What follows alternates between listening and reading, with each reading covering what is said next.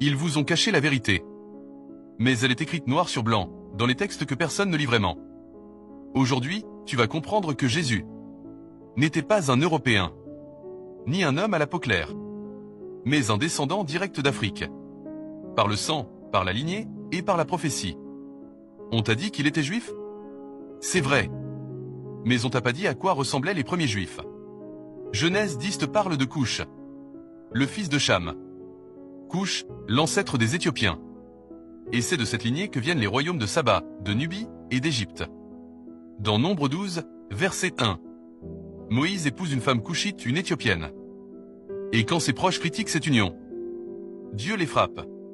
Il les punit pour avoir parlé contre une femme noire. Parce que dans la Bible, les peuples noirs sont bénis depuis le commencement. Maintenant écoute bien. Le roi Salomon, fils de David, s'unit à la reine de Saba, une reine noire, souveraine d'Éthiopie. Leurs descendants donnent naissance à la dynastie salomonide, la même qui règne plus tard sur Aksum, et qui conserve l'arche d'alliance.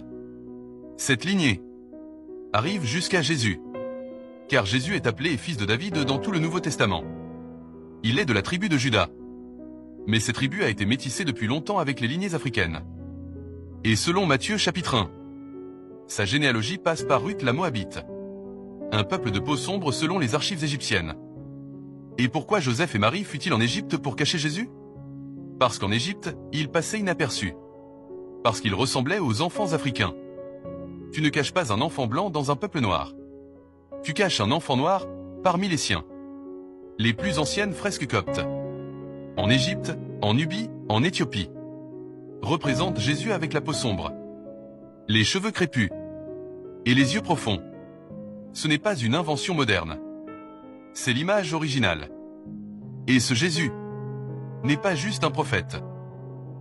Il est le fruit d'une lignée divine, noire, royale, éthiopienne. Un héritier du trône. Un maître des anciens savoirs. Ils ont repeint son visage. Ils ont transformé son nom. Ils ont changé sa langue. Mais ils n'ont pas pu effacer son sang.